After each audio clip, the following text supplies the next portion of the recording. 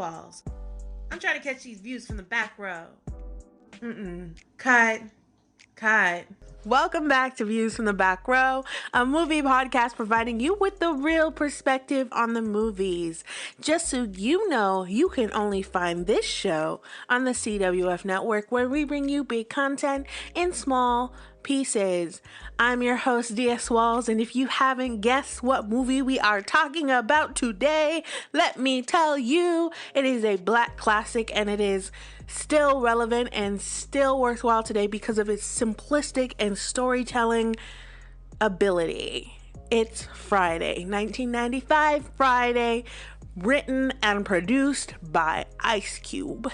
I rewatched this movie last night with my boo, who I don't think really ever seen this movie, and he was blown away by the amount of references in modern day movies and television that come from this film. I was not surprised because I personally have been quoting this film for most of my life. I could not wait to get into a fight just so I could tell someone that they got knocked the fuck out. But honestly, y'all, this shit was quintessential blackness, and at the core of black struggle is black humor, which keeps us going on, and this movie set in the hood is all of that. The thing I love about this movie, the thing that made me want to rewatch this movie and show it to my boyfriend, was how much it reminded me of my own childhood. Now, I live in Canada. However, I did spend a good amount of time living in Florida, Fort Lauderdale, and staying with my grandma in Detroit on Joy Road. And all of these things, all of these scenes were something that could have been taken directly from my childhood. And I feel like that is an experience for a lot of black people. Regina King sleeping on her hand so that she did not mess up that hairdo. If that is not a whole vibe of when I used to be addicted to the creamy crack, then I don't know what is. That shit was serious. I did not sit in that salon chair after waiting 8 hours past my appointment time to have my hair fucked up by my first night of sleep. I was not playing that. And then to have her have a homegirl come to her house to braid her hair that Friday, I swear to you, this was just feels. This was just experiences. This is how it really is. And just for her not even to get her hair done that night, because box braids can take 2 days if you want them done correctly or you are doing them yourself. This is what I mean by quintessentially black. That is black woman magic. That is beautiful black hair and the full-on experience that it creates. And that is just a small section of the movie. This movie, while so simplistic in its scripting and its action, is layered with so many real-life experiences that you know this. You know these people. You know this experience. You've met in these situations. So it really is no surprise that this movie is a hit still to this day. I mean, like I said, there are so many things that you can reference from this film. And just a few years ago, Bye Felicia came up out of nowhere and was being said by everybody. And most people didn't even realize where it was coming from.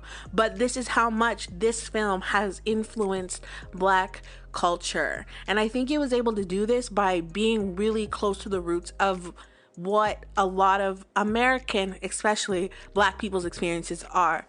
Now, Ice Cube wrote this film, but the director, F. Gary Gray, he put his feel into it by moving the filming to his old neighborhood.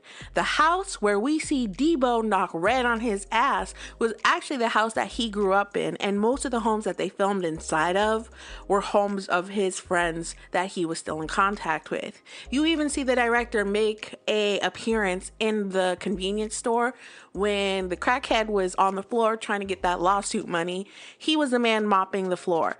It was just real authenticity. Even the Asian man owning the convenience store was authentic as hell. If you look up statistically, Asian Americans own a lot of businesses in predominantly black neighborhoods, like the beauty supply businesses. Still to this day, when I cross to go get my wigs and my weaves and my braiding hair and my oils and all of that stuff, all of the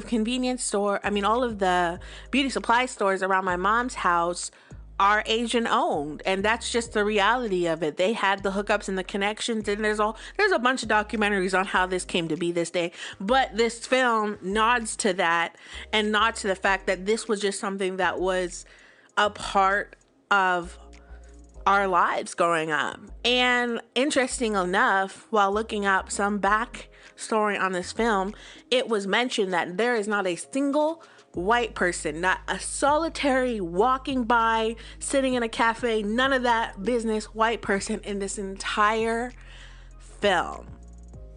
This is some FUBU type energy for the people, by the people, you know what I'm saying. So I really love that about this film, and it's just one of the many things that I think go into making it great. Now, obviously, if you have seen this movie, then you know that the thing that drives this movie is Chris Tucker's hilarious lines. And ironically enough, most of those lines are improvised. He changed the script around. He said whatever he kind of wanted to say in that moment. And he made people laugh so hard that they, half the time, had to kick people off the set for ruining takes. Now, this movie was filmed in 20 days, but it probably could have been filmed quicker if it were not for every line that he delivered to us that made us laugh so damn hard. I was laughing last night, and that's not something I usually do, because when I go back and watch old movies, either I remember everything they said, or I really don't find that humor funny anymore, or it's so problematic that I don't even want to laugh, because then I feel like I'm being offensive to nobody else because I'm sitting in my house by myself, but you know what I mean. So I was really enjoyed in being able to cackle at some shit that I cackled at when I was a child. And it made me feel nostalgic, and it made me think about all of these memories. And it made me want to go and watch the other two movies that came after this one. Even though I know they're not as funny because Chris Tucker did not reappear in the movies and they replaced him with Mike Epps, who was still funny, but not as funny. But it really pushed me into that whole feel of this series.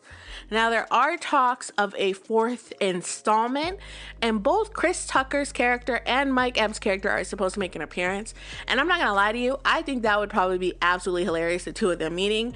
Ray and Smokey, this sounds like a pothead sitcom, and I'm living for it even if I do not participate in the activity of it. But all in all, y'all, I really can't explain in any more detail what makes this film so classic and iconic. If you can't understand it, then you probably haven't watched it in a while, and you need to go back and watch it, because I'm gonna give this film 5 full-on extra butter salty popcorns out of 5 popcorns. This movie aged fantastic. This movie is still funny. This movie is blackety black, and we live for those types of films on this channel, because those films are the cornerstones of our experiences. And like, really shout out to Gary Gray. He actually, when looking through his IMDb, he produced a lot of movies that are black classics in my opinion, like Set It Off with Queen Latifah in them. That movie, y'all, that movie. He made that movie the year after he made this movie, so he was just giving it to us, just feeding us with it, and I am stopping it up. And I'm looking for movies to watch. So if you've watched anything interesting lately, then you definitely need to let me know. If you rewatched something recently that you was like, damn, I can't believe I forgot about this movie, this shit's still funny, definitely let me know. Those are my favorite movies to go and spend my weekends on, because I don't know if it's my anxiety or I have issues, but I don't really like surprises on my weekends. Like, I have to be really prepared to watch a brand new movie, because I just don't want something to upset me or turn my stomach or just ruin my whole day. And I know you're like, movies should not affect you that much, D, but they do. They really do. I'm known for that with my friends. I can't watch a movie unless I'm in the right mood for it, which means sometimes I don't watch movies that came out that I was excited for years, because if I'm not in the right mood, if I'm not feeling it, I won't like it. And it's sad, but it's true. Sad, but true.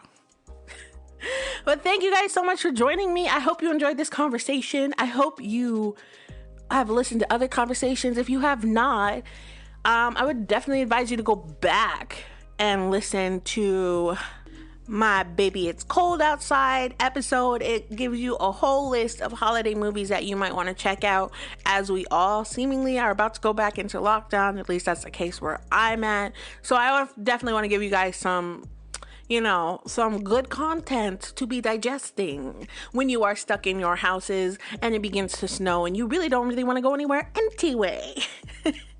Well, that was just a little movie talk with me. Be sure to leave a call or text on the CWF Network hotline, 347-719-3350, with your thoughts on this movie and movies in general, and even just leave and introduce yourself, because we would like to do a roll call, and we can't do a roll call if none of y'all don't call us. Be sure to follow me at DS Walls and also follow the network at CWFP_. But let me get out of here. I have been your host, DS Walls, and these are my views from the back. This is the CWF Network, where we bring you big content in small pieces. Follow us on Instagram at CWFP_. Okay, bye.